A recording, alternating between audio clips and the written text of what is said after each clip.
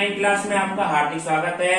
मैं आज आपको प्रोबेबिलिटी का चैप्टर कराऊंगा, चैप्टर नंबर 16, इसका पार्ट नंबर 1 कराऊंगा। बहुत इंपॉर्टेंट टॉपिक है स्टूडेंट, ये आपने 11वीं क्लास में भी पढ़ा होगा, 10वीं क्लास में भी पढ़ा होगा। आज इसकी कुछ बेसिक जानकारी बताते हैं आपको। प्रोबेबिलिटी क्या होती है स्टूडेंट, ये आपने पढ़ा होगा 11वीं क्लास में भी। A chance of happening of an event when expressed quantitatively is called probability। इसका मतलब क्या हुआ, किसी घटना का घटित होना अगर हम संख्यात्मक रूप में व्यक्त करें, वो क्या कहलाएगा, हमारा प्रोबेबिलिटी कहलाएगा। कोई भी घटना घटित होगी, या दो ही बात होती है, या तो कोई घटना घटित होगी या नहीं होगी, उसकी संभावना कितनी है उसको हम संख्यात्मक रूप में व्यक्त करें तो वो हमारी प्रोबेबिलिटी कहलाती है। इसका मान आपको किस तरह से निकालते हैं, पीई बराबर क्या होता है, इसको डिनोट करते हैं, प्रोबेबिलिटी को पीई से डिनोट करते हैं। इसका मान किसके बराबर होता है student, N E upon N S. यहाँ एन ई क्या होता है, एन ई क्या होता है, संभावित प्रकार,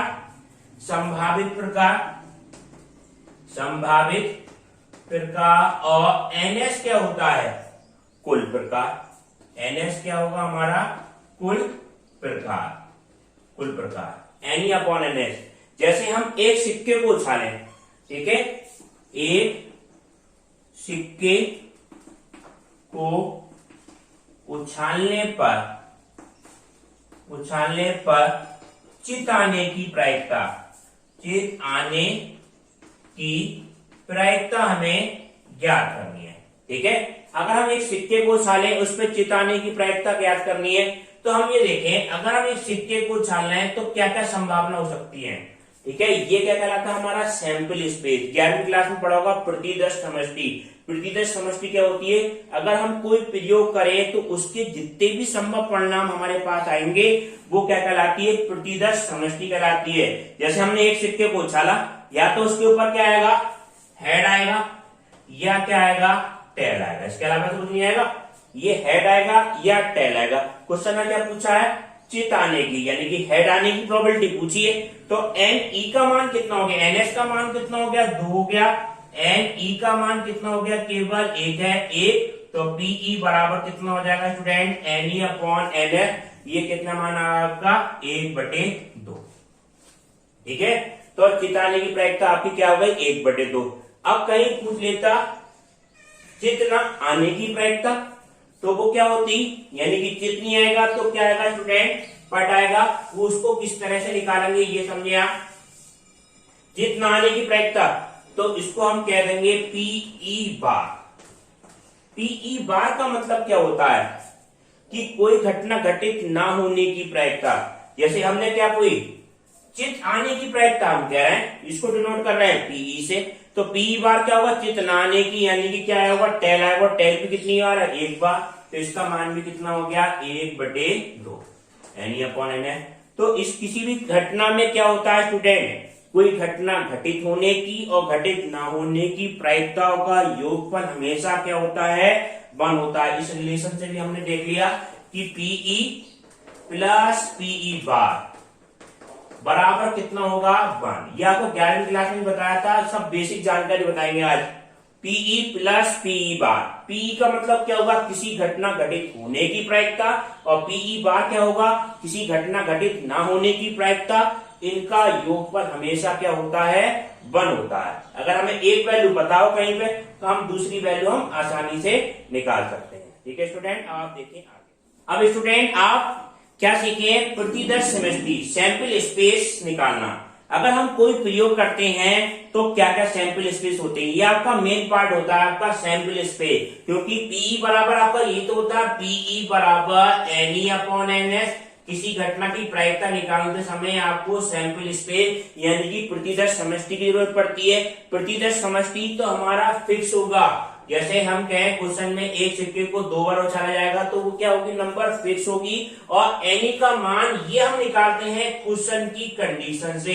क्वेश्चन की कंडीशन हमें जो दे रखी होती है, अभी हमने जैसे बताया एक सिक्के को उछाला जाता है, तो ये फिक्स हो गया, या तो हेड आएगा या टेल आएगा, फिक्स हो गया। एनी का मान, हेड आने की प्रायिकता, ये क्वेश्चन की कंडीशन से निकलता है। ठीक है स्टूडेंट, तो हम अब पहले हम क्या सीखेंगे, प्रतिदर्श समष्टि निकालना कि अलग अलग केस में प्रतिदर्श समष्टि क्या होती है। ठीक है स्टूडेंट, ये तो आपके हिसाब से है। जैसे हम 2 सिक्कों की बात करें, दो सिक्कों को उछालने पर, ठीक है, दो सिक्कों को उछालने पर प्रतिदर्श समष्टि आपकी क्या क्या बनेगी। प्रतिदर्श समष्टि आप ये देखें कुल प्रकार हमारे क्या क्या होंगे। तो NS का मान क्या क्या संभावना होगी स्टूडेंट, या तो क्या हो सकता है दोनों बार हेड आ जाए, ठीक है, एक सिक्का है या तो दोनों बार क्या आ जाए हेड आ जाए।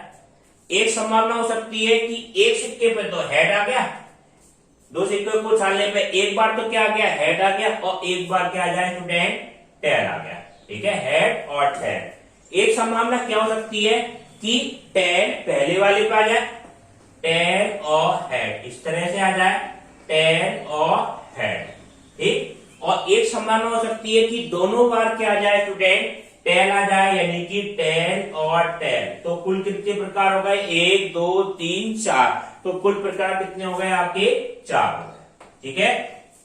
अगर हम कहें तीन सिक्के को उछालने पर, तीन सिक्कों की बात करें स्टूडेंट, तो तीन सिक्के को उछालने पर क्या होगा, तीन सिक्कों को उछालने पर NS क्या बनेगा, ठीक है, NS संभावना यानी कि प्रतिदर्श समष्टि क्या बनेगी। अब ये देखो या तो तीनों सिक्कों पर क्या आ सकता है हेड आ सकता है, ठीक है, हेड, एक संभावना ये हो गई। अब एक सिक्के पे हेड आ जाए और बाकी दोनों सिक्के पर क्या आ जाए टेल आ जाए, तो इसकी भी संभावना है। एक सिक्के पर तो हेड आया, मगर कौन से सिक्के पर आया, पहली बार आया या दूसरी बार या तीसरी बार, तो इसके तीन प्रकार इसके नीचे लिख दो आप। कैसे, जैसे ये हेड आ गया तो हेड यहां पर भी तो आ सकता है, दूसरे नंबर पे आ सकता है, या हेड क्या आ सकता है तीसरे नंबर पे भी आ सकता है, टेल टेल हेड। एक संभावना तो ये हो गई आपकी। एक क्या संभावना हो गई कि ये टेल जो आया कि दो बार हेड आ जाए और एक बार टेल आ जाए, दो बार हेड आ गया और एक बार टेल आ जाए, तो इसकी भी तीन संभावना होगी। टेल कौन सी पोजीशन पे आया, थर्ड पे आया, ये फर्स्ट पे बीच में भी आ सकता था स्टूडेंट सेकंड पोजीशन पे, और ये क्या आ सकता था पहले वाले नंबर पे भी आ सकता था टेल। और एक संभावना क्या होगी कि तीनों बार टेल आ जाए, ठीक है। तो कुल कितने प्रकार होगा, 1 2 3 4 5 6 7 8, तो ये प्रकार कितने हो गए स्टूडेंट 8 हो गए। तो हम कैसे पता लगाएं कि हमारे कुल कितने प्रकार होंगे, सिक्कों के केस में बता रहे हैं, तो इसके लिए जनरल फार्मूला होता है आपका, वो बताते हैं केवल सिक्कों के केस में कि हम NS का निकालने का क्या तरीका होता है स्टूडेंट। सिक्कों के लिए NS बराबर होता है 2 की पावर n।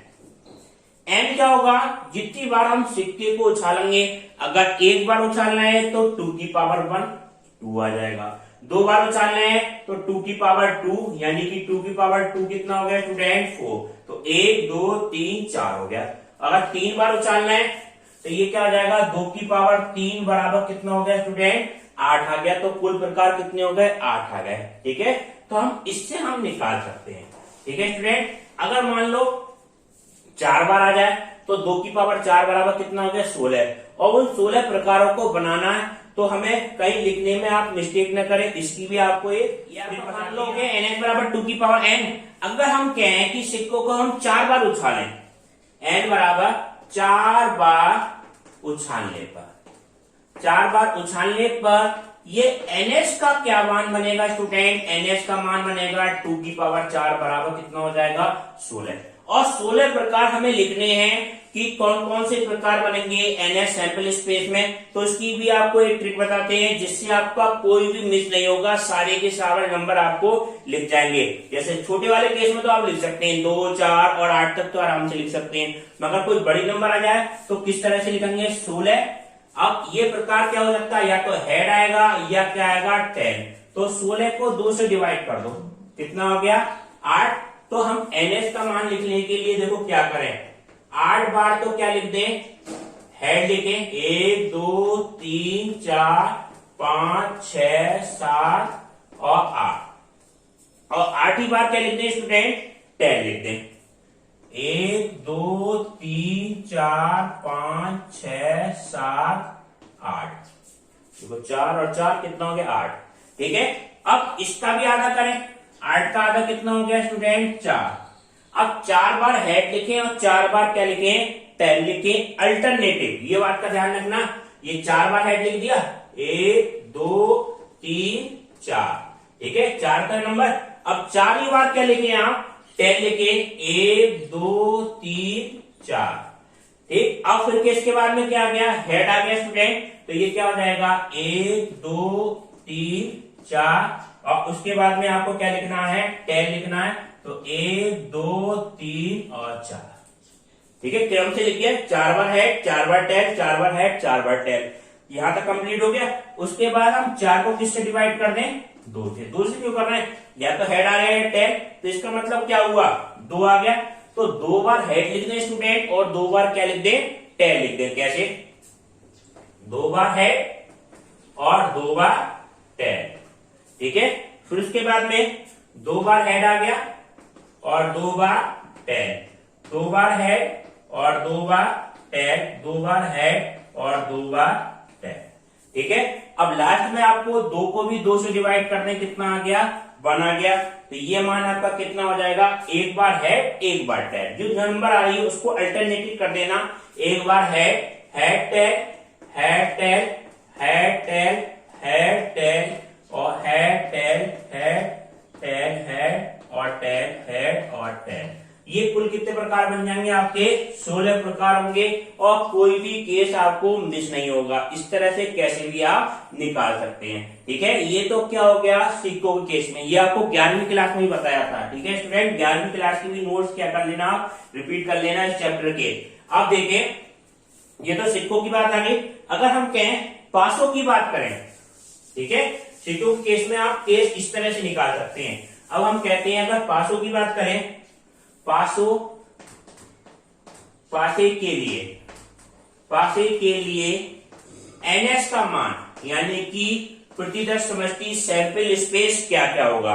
आप देखें स्टूडेंट, अगर हम एक पासा क्या होगा, इस तरह से डाइस, लूडो का पासा होता है, इस पे क्या होते हैं स्टूडेंट, क्या होते हैं, 6 स्पेस होते हैं, 6 स्पेस होंगे, और प्रत्येक स्पेस में नंबर होता है 1 2 3 4 5 6, इस तरह से नंबर होता है। अगर हम इस पासे को एक बार उछालें, एक बार हम थ्रोन करें, 1 die are thrown 1 time equal to v, तो टोटल सैंपल स्पेस कितने आएंगे आपके, क्या क्या नंबर आपके इसको पासे के ऊपर आ सकती है, तो ये क्या आ सकती है, 1 भी आ सकती है, 2 भी आ सकती है, और 3 भी आ सकती है, 4 5 और 6। ये 6 के 6 नंबर में से कोई सी भी नंबर इस पासे के ऊपर आ सकती है, जरूर नहीं है 1 से लेके 6 तक।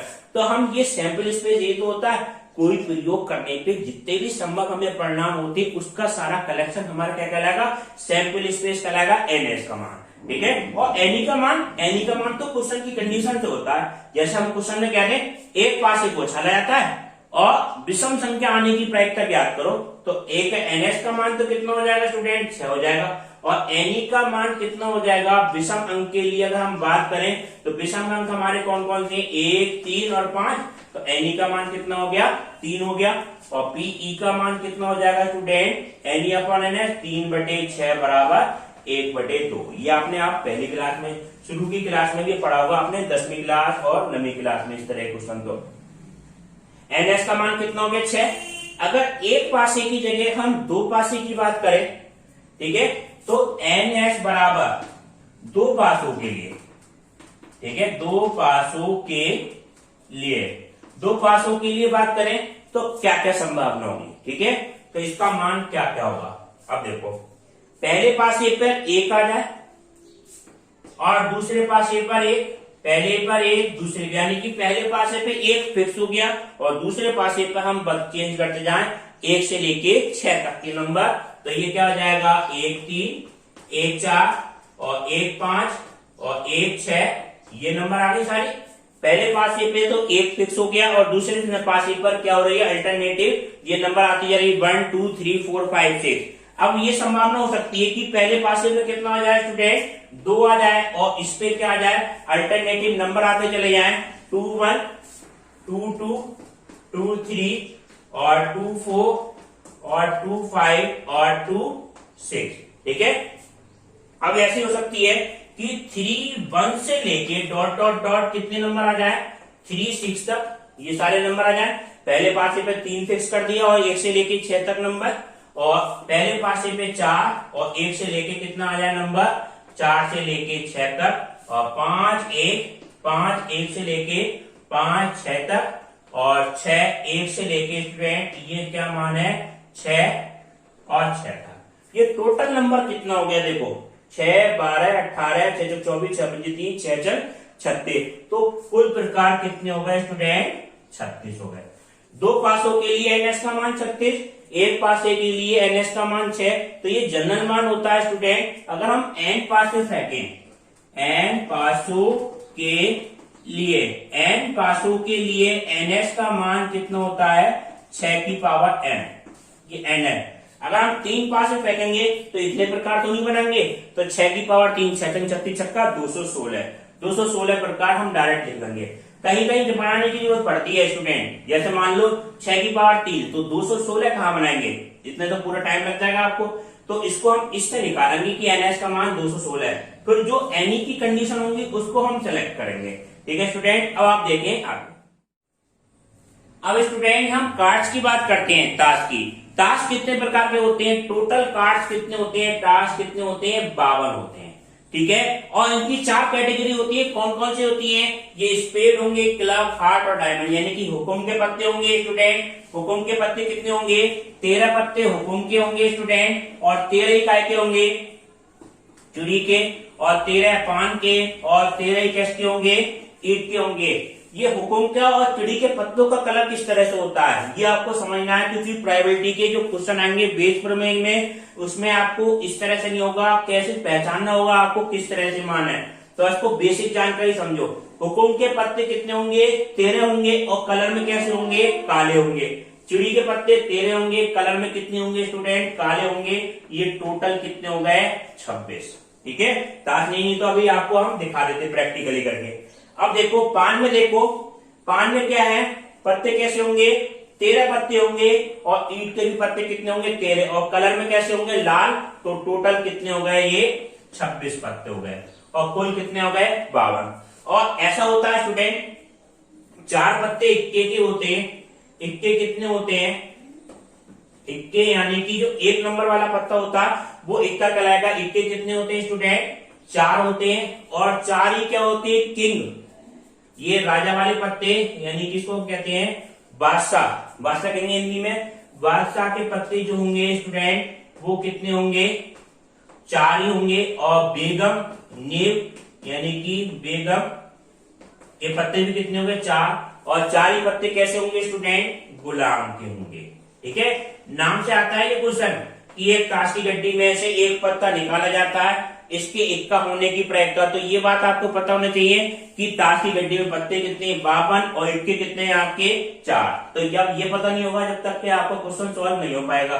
तो ये आपकी बेसिक जानकारी है ठीक है ताश के बारे में। तो अब देखो हम किस तरह से निकालते हैं। अगर क्वेश्चन में कह दे ताश की गड्डी में से एक पत्ता निकाला जाता है तो एनएस का मान कितना बनेगा। एक पत्ता निकालने के लिए, एक पत्ता निकालने पर, ठीक है, निकालने पर एनएस का मान कितना होगा। एक पत्ते की बात कर रहे हैं तो एनएस कितना होगा 52C1। ठीक है, 52C1। C1 क्यों लगाते हैं, इसमें हम इसका यूज करेंगे। ठीक है, संजय का यूज करेंगे। अब देखो गणित का ध्यान रखा था 52C1। अगर हम कहें एक की जगह 2 पत्ते निकाले जाते स्टूडेंट तो क्या जाता 52C2। ठीक है, ये तो आपको पता ही होगा। ये मान हम किस तरह से निकालते हैं, एनसीआर वाला, ये 11वीं क्लास में पढ़ा होगा आपको फार्मूला एनसीआर, एन वस्तु में से आर वस्तु लेने के कुल प्रकार। तो ये आपका क्या मान होता है स्टूडेंट, एन का फैक्टोरियल बटे आर फैक्टोरियल और एन माइनस आर फैक्टोरियल। इस फार्मूले से हम निकालेंगे। ठीक है, वैसे तो आपको जनरली आएंगे 52C1 52C2 इस तरह से नाम आएंगे, तो इससे इस फार्मूले से निकाल लेंगे। और ये फैक्टोरियल होते हैं। फैक्टोरियल का मतलब क्या होगा, जैसे 0 फैक्टोरियल इसका मान तो 1 हो जाता है, कहीं 3 का फैक्टोरियल तो इसका मतलब 3 गुना 2 गुना 1 ये। ठीक है, ये सब बेसिक जानकारी। अब मान लो क्वेश्चन क्या पूछा जाए, ताश की गड्डी में से एक पत्ता निकाला जाता है और वो पत्ता काय का हो स्टूडेंट, हुक्म का होने की प्रायिकता ज्ञात करनी है। तो क्या होगा, एन का मान क्या होगा, एन ई हमारा सबसे पहले एन एस। देखो ताश की गड्डी में से एक पत्ता निकाला गया तो NS का मान कितना हो गया 52C1, 52C1 बराबर कितना हो गया 52, और Ne का मान उस पत्ते के हुक्म का होने की प्रायिकता ज्ञात करनी है, तो Ne का मान आपका क्या बन गया 13C1 बराबर कितना हो गया 13, और प्रायिकता हमारी इस बात की प्रायिकता क्या हो गई हुक्म का पत्ता होने की, P बराबर Ne अपॉन NS बराबर कितना होगा स्टूडेंट 13/52 बराबर 1/4। ठीक है, इस तरह से निकल जाएगी। ठीक है, अब देखिए स्टूडेंट सह प्रतिबंध प्रायिकता, सह प्रतिबंध प्रायिकता आपकी क्या होती है ये समझिए आप। ठीक है, एक प्रतिबंध के साथ दूसरी प्रायिकता निकालना सह प्रतिबंध प्रायिकता कहलाती है। इसको हम किस तरह से नोट करेंगे स्टूडेंट, ये समझिए PA अपॉन B। ठीक है, PA अपॉन B, इसका मान क्या होता है student PA intersection B, A intersection B upon कितना आएगा PB। ठीक है, ऊपर दोनों का इंटरसेक्शन और जो नीचे घटना है वो आ जाएगा PB। ठीक है, ये हमारी क्या कहलाती है सह प्रतिबंध प्रायिकता। ठीक है स्टूडेंट, इसको हम किस तरह से निकालेंगे ये समझें। इसका मतलब क्या हुआ, जैसे ये है A घटना कौन सी होती है, B घटना कौन सी होती है जो घटना घटित हो चुकी है। ठीक है, B घटना कौन सी होती है, B घटना वो होती है जो घटित हो चुकी है, और A घटना कौन सी होती है, A घटना के घटने की प्रायिकता हमें ज्ञात करनी होती है। ठीक है, ये हमें ज्ञात करनी है। ठीक, और इसका मतलब हुआ ऊपर दोनों का इंटरसेक्शन निकालेंगे, नीचे PB। अब ये कैसे पता चलेगा कि क्वेश्चन में जरूर दिया होगा जो ज्ञात है ये घटना जरूर दी, ऐसे पहचान करनी है आपको, घटना घटित हो चुकी है तो वो घटना क्या हो जाएगी B। आप कैसे ही मान सकते हैं A अपॉन B या B अपॉन A, कैसे भी मान सकते हैं।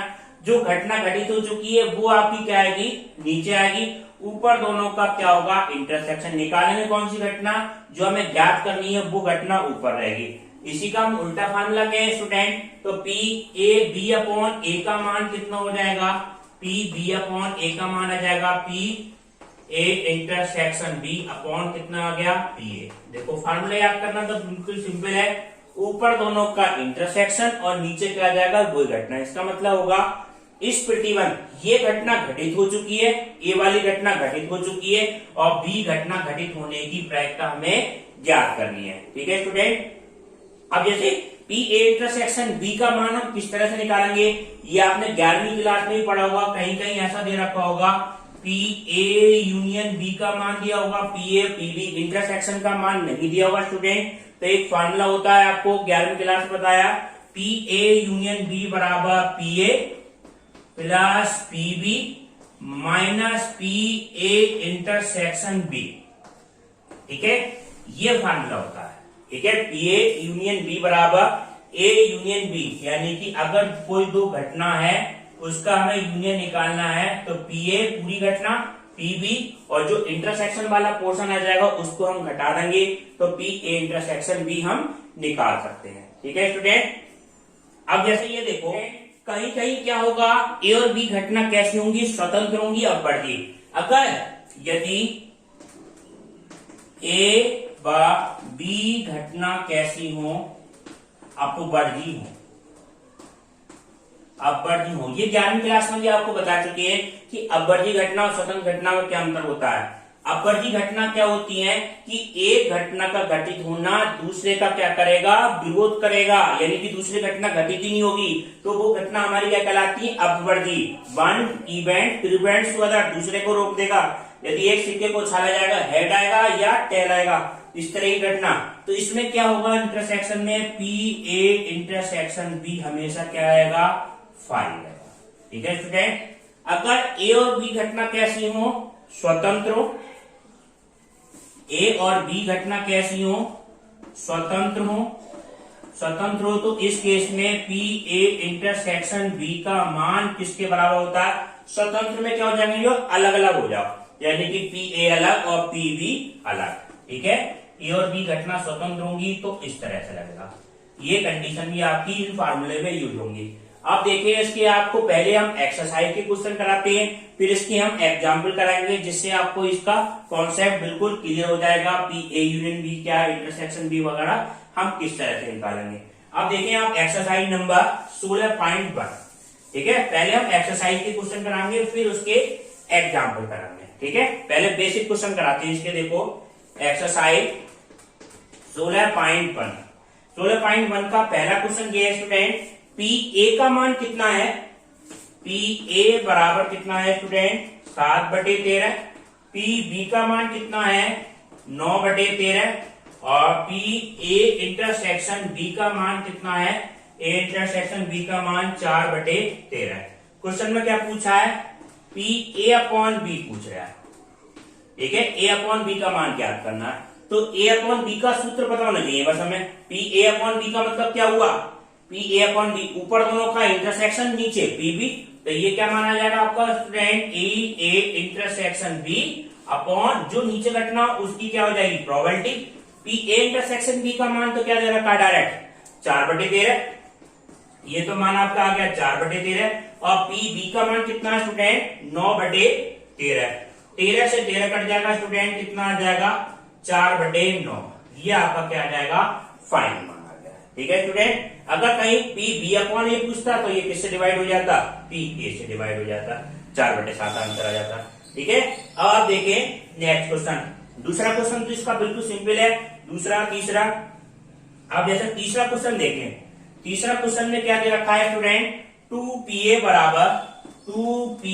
बराबर कितना है, PB और बराबर कितना है 5/13।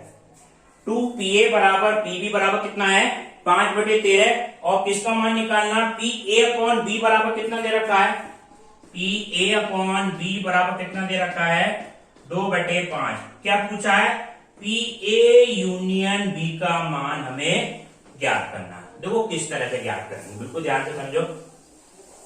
क्या क्या दे रखा हमें, सबसे पहले जो देखो दिया हुआ क्या क्या है, 2PA बराबर कितना है 5/13। पहले इसको आप बराबर रख दें, PA का मान कितना आ जाएगा, 2 से डिवाइड कर देंगे 5/26, ठीक है। 2 से डिवाइड हुआ 5/26। PB का मान कितना होगा स्टूडेंट, PB बराबर कितना हो जाएगा 5/13। PA आ गया, PB आ गया। PA अपॉन B का मान कितना है 2/5।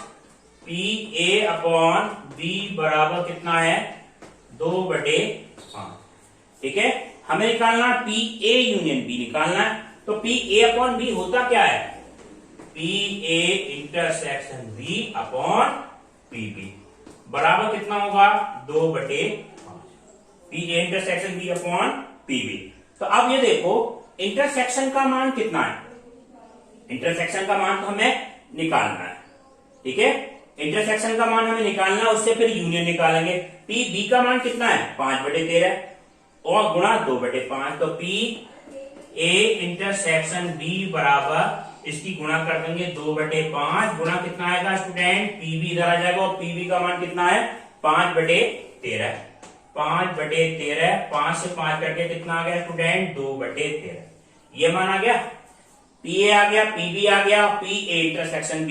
PA यूनियन B पूछा है, तो PA यूनियन B का क्या फार्मूला होता है अभी बताया था आपको स्टूडेंट। PA यूनियन B बराबर कितना होगा student, PA plus PB minus PA intersection B। PA plus PB minus PA intersection B। PA का मतलब कितना है 5/26, तो ये मान आपका कितना है 5/26। PB का मान कितना है स्टूडेंट, PB हमारा 5/13, 5/13 माइनस 2/13। एलसीएम कितना मिल जाएगा इन तीनों में 26 मिल जाएगा। 26 एलसीएम आ गया स्टूडेंट, तो ये आपका क्या मान आ जाएगा PB का मान, तो 5 तो ये बचेगा और 5 13 दूनी 26, 5 दूनी 10 माइनस 2 दूनी 4, तो ये मान आपका आया 15 माइनस 4, तो कितना जाएगा स्टूडेंट 11/15 माइनस 4 11/26। ये आपका क्या आ जाएगा फाइनल आंसर आ जाएगा, ठीक है स्टूडेंट। अब आप देखिए स्टूडेंट छठा क्वेश्चन है आपका, ये एक्सरसाइज 16.1 का। एक परिवार में कितने स्टूडेंट, 2 बच्चे हैं, ठीक है। 2 बच्चे और ज्ञात क्या है, ये ज्ञात हमें क्वेश्चन में ये है कि दोनों बच्चों में कम से कम एक बच्चा क्या है, लड़का है। ज्ञात है कि दोनों बच्चों में एक कम से कम एक बात का ध्यान देना, कम से कम एक क्या है, लड़का, एक बच्चा लड़का। ये क्वेश्चन में हमें ज्ञात है। ठीक है, ठीक है। अब देखो क्या पूछा है, दोनों बच्चों के लड़का होने की प्रायिकता ज्ञात करना है। ठीक है, क्या ज्ञात करना है, दोनों बच्चों के लड़का होने की। देखो किस तरह से निकालते हैं। पहले तो हम कुल घटना निकालेंगे। एक परिवार में दो बच्चे हैं तो NS का मान क्या होगा, ये समझे आप। तो एक परिवार में दो बच्चे हैं तो क्या क्या संभावना हो सकती है। ये संभावना हो सकती है दोनों बॉय हैं, बॉय। ठीक है, ये संभावना हो सकती है एक बॉय गर्ल्स भी हो सकता है, गर्ल्स बॉय की और गर्ल्स। ठीक है, यही तो संभावना हो सकती है स्टूडेंट, बॉय गर्ल्स बॉय या गर्ल्स और गर्ल्स। ये चार संभावना हो गई। अब देखो क्वेश्चन में क्या दिया हुआ है, दोनों बच्चों में कम से कम एक बच्चा क्या है, लड़का है। दोनों बच्चों में कम से कम, तो इस घटना को क्या मान लो, जो घटना ज्ञात होती है। ठीक है, दो तरह की घटना मानते हैं, ज्ञात है इसको क्या मान लो आप, ए मान लो। माना हमने क्या मान लिया, ये घटना क्या मान ली, माना ये घटना क्या मान ली, दोनों बच्चों के कम से कम एक बच्चा लड़का होने की घटना। ठीक है, इस तरह की घटना मान लेंगे, दोनों बच्चों में कम से कम एक बच्चा लड़का होने की घटना। तो NA का मान क्या होगा, पहले इस घटना को लिख लेंगे और B लिखेंगे, दोनों बच्चों के लड़का होने की घटना। ये कम से कम एक लड़का होने की घटना। ठीक है, ये लिख लिया और इसके साइड में लिख ले करो क्या है, ज्ञात है। ज्ञात क्यों लिख रहे हैं कि इसको हम नीचे लिख देंगे। ठीक है, हमें ये निकालना होगा NA का मान कितना हुआ, कम से कम एक बच्चा लड़का है तो क्या हो सकता है, बॉय गर्ल्स हो सकता है स्टूडेंट, गर्ल्स बॉय भी हो सकता है या दोनों बॉय भी। कम से कम का मतलब 11वीं क्लास में बताया आपको, कम से कम में हम आगे की तरफ बढ़ते हैं। एक लड़का हो सकता है, पहला लड़का हो सकता है या बाद वाला हो सकता है या दोनों बच्चे लड़के हो सकते हैं। कुल संभावना कितनी हो गई स्टूडेंट, 3 हो गई। तो NA का मान कितना आ गया, 3 हो गया। NS का मान तो 4 ही रहेगा। ठीक है, अब NB की बात करें, दोनों बच्चों के लड़का होने की घटना। दोनों बच्चों के लड़का होने की घटना क्या है आपकी, तो ये एक ही है केवल, तो ये जो मान कितना आया, 1। ठीक है, इसका मान तो कितना आ गया, यानी कि ये क्या है, बाय इसका मान कितना, 1। हमें निकालना क्या है, ये मान मेन चीज है, आपको निकालना क्या है, PA/B या B/A। ठीक है, ये पता होता है, जो ज्ञात होता है स्टूडेंट उसको हम क्या रख देते हैं, नीचे लिखते हैं। ठीक है, जो ज्ञात है, चाहे A मान लो चाहे B मान लो, जो ज्ञात है उसको क्या लिखेंगे आप, नीचे। इसको हमें निकालना है B, तो ही तो घटना है, जो ज्ञात हो नीचे, दूसरी वाली घटना आपको अपने आप निकल जाएगी। तो ऊपर दोनों को क्या आ जाएगा student, A intersection B upon P ये आएगा। इन दोनों का इंटरसेक्शन क्या आएगा, A और B का इंटरसेक्शन, PA इंटरसेक्शन B क्या होगा स्टूडेंट, ये केवल क्या होगा, y बराबर कितना हो गया, 1 आ गया। बिल्कुल सिंपल। अब देखो अगर हम मान निकालें PA इंटरसेक्शन B का मान, तो PA इंटरसेक्शन B का मान कितना होगा, इसकी प्रायिकता निकालें तो इसका P का मान तो कितना है, ये N का मान होता है स्टूडेंट। ठीक है, अगर हम इसकी प्रायिकता निकालते हैं तो NS से भाग कर देंगे टोटल, तो ये क्या हो जाएगा, 1/4। और स्टूडेंट ये क्या माना जाएगा, PA का मान कितना है, PA हमारी कितनी है, 3 और बटे प्रायिकता जब लग जाएगी तो NS से भाग कर देंगे। NS का मान कितना है, 4। 4 से 4 कट के कितना आ गया आपका आंसर, 1/3। ये आपका क्या आ जाएगा। अब नेक्स्ट क्लास इसके अगले पार्ट में कराएंगे स्टूडेंट, SW के क्वेश्चन आपको PDF से करने हैं।